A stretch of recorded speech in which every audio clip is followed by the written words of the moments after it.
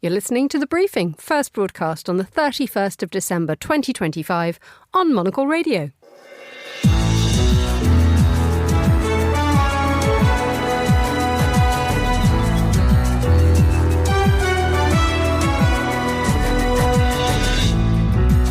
Hello there and a very warm welcome to The Briefing, coming to you live from Studio 1 here at Midori House in London. I'm Emma Nelson, and coming up on today's programme. It is not others to give us the advice to cooperate with these parties which we are not working with for good reasons, especially when looking to the history of our country.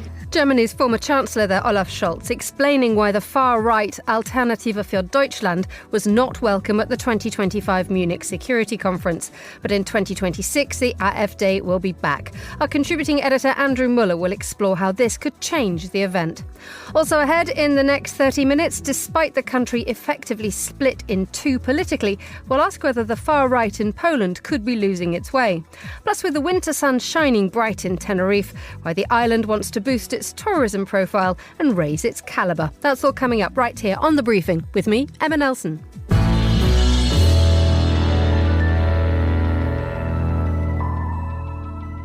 Germany's far-right Alternative für Deutschland party has been invited to next year's Munich Security Conference.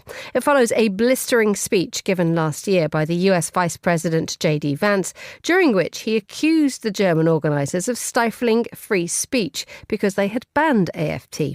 Well, Monocle's contributing editor Andrew Muller joins me from Sydney. A very good evening to you, Andrew. It is. Good evening here. Good morning there. The question that you were at the security conference last year. AfD had been banned at that point, but you were in the building when J.D. Vance opened his mouth. I mean, what was the effect of that? Fairly transfixing. We were in the building, if not exactly in the room, but we did not have to wait long to feel the tremors emanating therefrom. I mean, I think people had kind of anticipated that J.D. Vance might deviate from the norms of the Munich Security Conference, which, to bring our listeners in, is traditionally the big year-beginning transatlantic backslap. This is where the Western Alliance all gathers together in one hotel in Munich and everybody agrees with each other how wonderful they are. Traditionally, the US Vice President does attend. Last year was Vance's first in that role, and he did make quite a splash, as you suggest. He teed off at Europe about censorship, suppression of dissent, which is all, given the way that his administration has panned out, fairly fine talk in retrospect. But it absolutely rattled European ministers. I think that was the beginning of everybody's understanding that things really have changed. The transatlantic alliance, as we have come to understand it since the end of World War II, probably no longer exists, and we need to adjust accordingly. So when in that context, do we think that this decision by the Munich Security Conference to allow the AfD back in is perhaps a sign that they're just simply scared of America? Possibly a little bit. They've been very cagey about their reasons here. And by very cagey, I mean they're just really refusing to address them. The last few years, while the Munich Security Conference was under the stewardship of Christoph Heusgen, former foreign policy advisor to Angela Merkel, he had observed what is called in French the cordon sanitaire, in German the Brandmauer, which is this idea that you do not deal with parties who are regarded as beyond the pale. And the Alternative for Deutschland are now in the extraordinary position where they are the second biggest party in the Bundestag. They're not a crank fringe outfit anymore. But they are also officially classified by one of Germany's domestic intelligence services, the BFV, as extreme right. And I quote from their judgment, the ancestry-based understanding of the people prevailing within the party is incompatible with the free democratic order. Now, as people with an elementary understanding of the German history of the 1930s will understand, this idea of, that you can bring in ethnocentric populists and somehow neutralize them by incorporating them into parliamentary procedure, it's a fairly sensitive topic. And the Munich Security Conference therefore took the view that no, these people are just ghastly and beyond the pale and we will have nothing to do with them. Their rethink, is very possibly to do with the fact that they are firmly established as Germany's opposition as of last year's election, but also, yes, because they are probably trying to keep the Americans on board and perhaps even hoping that the vice president, who has not yet confirmed he will be attending, is going to come after all. Now, the Munich Security Conference itself is the great talking shop. The presence of the AfD has provoked questions and eyebrows being raised because there are many suggestions that the AfD is close to both Russia and China. There are, and this will be a thing that, I think preoccupies people because, yeah, you're quite right. Like all of these events, the Munich Security Conference has its formal events, its sort of set piece speeches and on-stage panels and so on, but they're not really the reason anybody goes. The reason anybody goes to a thing like this is the sort of informal contacts you can make, the conversations you can have, the sense you can get of what's really going on. And I think one of the advantages of Munich for the attendees has been that in previous years you've been more or less able to trust that the people you're speaking to are broadly on your side. If people are concerned that anything they might happen to say to a German MP is going to be relayed to somebody they might prefer not to hear it, then yes, that, ironically, given Vice President Vance's concerns, may have a stifling effect on the conversation. Now, we don't know the full lineup for the Munich Security Conference until the end of February, I believe. But given that context and given the kind of people who go to the Munich Security Conference, is there any thought that people with an equally fruity reputation as the AfD might find themselves there, that this might fundamentally change the nature of the event? Well, the Munich Security Conference is invitation only, so even if they have grudgingly admitted the AfD, it doesn't mean that every other populist Yahoo party in Europe can therefore either expect an invitation or invite themselves. But I think, and this goes back to what you were suggesting earlier, this is part of a pattern we are seeing in a number of arenas, this idea that Europe understands, or at least I hope it understands at this point, that the relationship with the United States has changed and is going to change and isn't going to be like it was. It can't be taken for granted in a way that it once could. But until there is some or other sort of absolutely dramatic, irreconcilable terminal sundering, people are going to keep trying to make accommodations to try and keep the United States on board, especially as Europe, still is faced with the menace of Russia to its east. So I think the Munich Security Conference, it's Europe in microcosm in that respect. It does not want to entirely lose touch with the United States if it can possibly avoid it, and it is willing to make some accommodations with the current administration in order to try and keep some semblance of the relationship going. Whether or not that will actually work, I think the current organisers of the Munich Security Conference might be more optimistic than I am. Andrew Muller in Sydney, thank you so much, and the warmest wishes for 2026 when it comes. Now, let's cross to our Zurich bureau where Laura Kramer's standing by with the day's other news headlines. Thanks, Emma. A major group of Japanese business leaders has postponed its annual visit to Beijing. The decision follows rising tensions between the two countries over the Japanese Prime Minister's comments on Taiwan. It's the first time in more than a decade that political tensions have disrupted the event, a sign the dispute is hurting trade ties between Asia's two largest economies. Train services between Britain and France have restarted after severe disruption in the Channel Tunnel ahead of New Year travel. Thousands of passengers face long delays after power failures and a broken shuttle train shut most routes. Operators warn some delays and cancellations may still follow.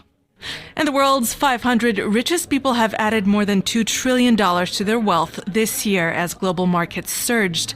A new report says much of the rise followed President Trump's re-election last year, driven by big U.S. technology firms and artificial intelligence stocks. Those are the day's headlines here in Zurich. Emma, back to you in the London studio. Thank you very much, Laura Kramer. Now we turn now to Poland, which has, for the past few years, been emblematic of the wider struggle between a pro-European future and a powerful pull towards the right-wing populist front. Well, some are suggesting that despite a victory by the Law and Justice Party in this year's presidential elections, that the right may be losing its momentum. And to tell us more, I'm joined now by Alex Szczerbiak, who's the author of the Polish Politics blog and has written about this. Alex, a very warm welcome back to Monocle Radio and Happy New Year when it comes.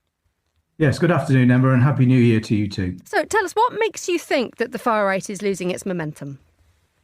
I think when Karol Nawrocki, the Law and Justice right-wing opposition party's candidate, won the presidential election, this completely blindsided the government. They didn't have a plan B. They didn't know how they were going to get around the presidential veto, which they don't have a three-fifths parliamentary majority to overturn, and the whole political dynamics were changed. The problem is that the Polish right then assumed that it would just then have a stroll to victory at the next parliamentary election, which is scheduled for autumn 2027. The problem is that made it extremely complacent. It started to turn in on itself. And the problem here is that there are three components of the Polish right which came together to give Mr. Nawrocki victory, but are not necessarily very compatible. You've got Law and Justice, which is the main grouping, Mr. Nawrocki's party. You've got the radical right free market Confederation, whose candidate got about 15% of the vote. And then you've got a new challenger, an even more radical right-wing party led by a chap called Grzegorz Braun, who got 7% of the vote in the presidential election and is now getting about 8% of the vote, picking up lots of ex-Law and Justice voters. And the problem is actually bringing these three components together, which Mr. Nawrocki was able to, is what the right needs to do to win. But at the moment, they're really falling out with each other. And this is one of the great problems that always besets the far right populists, is that everybody agrees on the same problems, but many struggle to come up with a solution. So is there a sense that the far right is actually splintering profoundly, or is this just a moment of crisis which will prompt them to pull together? Well, first of all, I mean, I think to be fair to Law and Justice, they would say that they're not a far-right party. They're a right-wing conservative party, and they are the mainstream right-wing party in Poland. I think the problem is that there are really some quite fundamental differences between these three groupings. It's partly to do with a different social basis. I mean, Law and Justice attracts voters who are older, who live in smaller towns, rural areas, are much more religious, and therefore support large fiscal transfers, a very strong welfare state. The radical right Confederation Party is a party that mainly attracts younger voters, and these are not people who see large-scale state support as the answer to their problems. They see free market economics as the answer to their problems. And so really, you've really got two very different social bases and two very different programs, which are quite fundamental. And then you've got Mr. Brown, who's just really got a very, very radical critique of the right as it's been operating up until now. He talks about what he calls the Ukrainianization of Poland. He's very, very radically anti-EU. He wants Poland to leave the EU. And in many ways, he's very difficult for the right, because it's difficult to see them getting a majority at the next election without the support from Mr. Brown.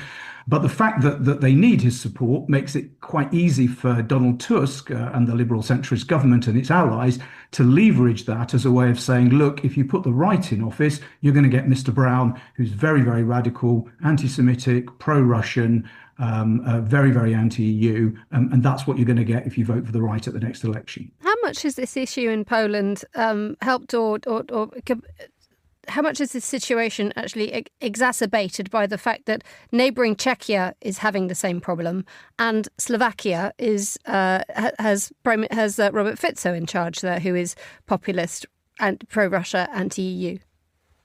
Well, I think that a lot of the kind of social forces that are being mobilized by parties like Law and Justice are very similar to the ones that are being mobilized by people like Andrzej Babiš and Robert Fico.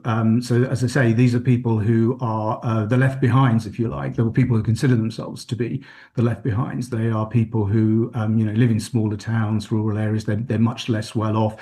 They feel that a lot of the benefits of economic growth that have come in Poland of recent years have gone to better off people living in urban areas. I think a big difference, though, is that Law and Justice is, and Mr. Nawrocki indeed, are very anti-Russian, very anti-Putin, and have been very strongly pro-Ukrainian. I think this is an important difference between that party and the parties that are now in government in Czech Republic and Slovakia and indeed in Hungary. So I think that's a really important difference to note. Although part of the reason that parties like the Confederation and Mr. Brown's party have risen and managed to get support, including in some cases former Law and Justice voters, is precisely because Law and Justice was seen to be too pro-Ukrainian and not sufficiently leveraged Poland's interests in relations with Ukraine. Now, let's look at the Liberal Civic Coalition of Donald Tusk at the moment, elected on a great wave of hope, but Tusk seems to have lost the momentum as well. So as we head into 2026, we have a splintered populist movement, and we have the Civic Coalition, which has been moving, to all intents and purposes, more to the right to court voters. What is going to happen next year? Well, this is very interesting. I mean, Mr. Tusk has clearly managed to regain some momentum. I mean, partly it's as a result of the right turning in on itself and having these very deep structural divisions. But also he's tried to kind of pitch himself as a war leader, if you like, and often in a situation where national security is a key issue, people often rally around the main governing party. And he's been quite successful in the sense that Civic Coalition is now the largest single party and has opened up a lead over Law and Justice. The problem that he has is that fundamentally his government remains unpopular.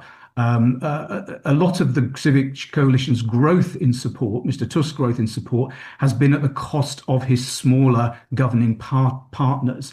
And opinion polls show that while Civic Coalition is the largest party, it wouldn't get a majority now if an election was held. And I think that's his problem. And fundamentally, people do feel that the government hasn't implemented the promises that it was elected on and are very unhappy with it. That's the reason Mr. Nawrocki won the election. It was felt by many to be a referendum on the government. And that's the big problem that the government has. Although it's had some, clever moves, it's had some tactical advantages over the Polish right. Fundamentally, people are not very happy. They're not very happy with their economic situation, and they're not very happy with the government. And that's going to be a real problem for Mr. Tusk going into 2026. And finally, just looking at the position that Poland will occupy next year, geographically it is still at the absolute heart of everything. But in terms of the way that Brussels will view Poland, how does the current imbalance when it comes to politics affect the view from the EU? So I think the EU the EU political establishment was delighted that Mr. Tusk and his government were able to retake power from Law and Justice. I think the problem is that he's kind of useful to them and they're very pro Mr. Tusk as long as he's able to do that. And I think that, if we get into a situation where, his momentum starts to run out, if the right starts to get its act together, which it could, because Mr. Nawrocki very successfully managed to bring all those disparate political forces together as well. He is Poland's most popular politician. He could do this again. He's in many ways the key figure, I think, over the next year and 18 months. Well, then I think Mr. Tusk could be in trouble because, Brussels supports him strongly as long as he is the bulwark against Law and Justice and the Polish right. If it looks like he's not going to be that in future, which, there's every chance he might not be because his government's still unpopular, well, then he becomes much, much less useful to the EU political establishment. Alex Szczerbiak, author of the Polish Politics blog, thank you as ever for joining us on Monocle Radio. You're listening to The Briefing.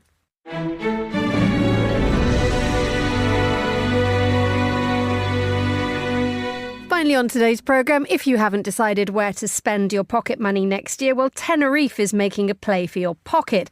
The island has struck a deal with Spain and Italy, investing €7 million in tourism sponsorships. To tell us more, Ash Bardwaj is broadcaster and author of Why We Travel. I'm delighted to say he joins me in the studio. Welcome back, Ash. Thank you very much. Good to have you with us. How was Christmas? Very nice.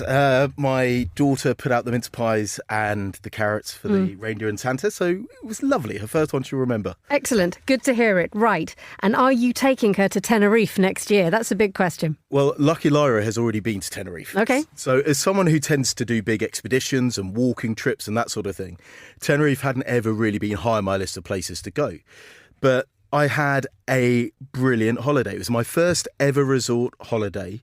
We stayed in Iberostar Antalya, down in the south in Costa Adeje, which is the sort of resort area of Tenerife. And it was so simple. Flew into the south, 20-minute transfer, and it was wonderful. Not only did we have the swimming pool and everything for Lyra, all-inclusive breakfast, we went out for lunch and some of our dinners. But what was great is Tenerife is really developing a lot of marketing and ideas about what else you can do on the island. Because it does have a reputation of being a fly and flop. Yeah, so Tenerife, like many of the Spanish and also Greek tourist areas really grew in the 1960s with the advent of cheap air travel. And so you got lots of Brits particularly going to the south, and that's the reputation it's got. But it's also this beautiful island. It's a volcanic island. Amazing hiking up around Mount Teide, which is the mountain in the centre. Great for cycling. We went out whale watching, which was something I hadn't expected to be as accessible in Tenerife. But we also went up to the north, which is quite different. It's much greener, much lusher, and it's easier to engage with the culture up there. And there's some brilliant food in Tenerife too. OK, so now having sort of laid your claim to possible sponsorship by the Tourism Board of Tenerife, if you've not been sponsored now, well, I think you might just be about to be. Looking at what Tenerife's plans are for next year, given the fact that it has a reputation, given the fact that it can comfortably rely on almost 40% of its GDP on tourism, why does it need to suddenly start to strike sponsorship deals with the like of Spain and Italy? If you see what has happened with tourism, particularly over the last 3 to 4 years, particularly since the end of the pandemic, you've seen protests about the impact tourism has on local culture and regions. Couple of ways that affect it. One is a big impact on housing, people renting Airbnbs or the influx of people working in the tourist sector. The other is the impact on transport. And then there's others that are slightly more subtle. So you've got areas like Ibiza, which, when tourism arrived, it was just a small fishing and sort of peasant farming island. It's now generated huge amounts of wealth, but it's dominated the economy to the extent there's almost nothing else you can do there. That's created lots of resentment. So that is something that they're trying to avoid in Tenerife. How do they make sure that, yes, it's great to get all this tourism revenue in, how do we distribute it around the island, but also how do we stop this process known as Disneyfication? So this is something that's happened in Barcelona, for example, where people go because they love what you have there. Then you start to get this standardisation. If you've ever been down Las Ramblas, you'll see all the places selling paella, for example. And then you get Disneyfication, which is where things start to be built for an imagined idea and changes the narrative of the past. Another example is what happened with all the beachside DJ sunset bars in Ibiza. There was one, and now they're everywhere to the extent they've now spread across the whole Mediterranean. So Tenerife is trying to think... Hyper-reality of tourism. The hyper-reality of tourism. Hyper-reality of tourism. So Tenerife is trying to figure out how do we get the money going to the rest of the island, but not having this process of either Disneyfication or it becoming so dominant in the economy. And they're trying to get people to visit the north. The challenge is they don't want more tourism, more tourist numbers at least, because the island is effectively at capacity. So how are they going to do this, where they're going to get people from the south to visit the north? We did it, but we hired a car and you could only really do day trips unless you start to rent in the north. But that's going to impact accommodation. Indeed, and that also requires a wholesale rethinking of the infrastructure of the island. I mean, if you look at, you compared Ibiza, there are not very many roads and the transport system is not very good. And as a result, it's a problem, but it's actually part of the charm. Same thing, Mallorca's getting better and better and better. Another big island in big Balearic island. So how does Tenerife go about this without Disneyfying itself while sorting out its visitor numbers? But at the same time, we hear about so many places wanting to upgrade to be much more luxury, this, that and the other. And your eyes begin to roll just a tiny bit with all this. So Ibiza has tried to do this. So part of that was regulation to start to shut down some of the big noisy nightclubs. Part of it was capping the number of beds. So you can't actually have any new beds in Ibiza. The only way you can build one new hotel or resort or villa is if you close down another one. And the other one is it just became more expensive. And that might be one route. There's an eco tax coming in for parts of Tenerife. They could limit the passenger numbers coming in each year, or at least not have any new flights coming in. And this is starting to have an effect in Ibiza. People are starting to spend more money there per visitor. And also, you're starting to see much less searches for Ibiza online. That's also because other areas are starting to become more popular around the Mediterranean. People are looking for the next party island or something like that. So in Tenerife, there is discussion about maybe putting a north-south train line in.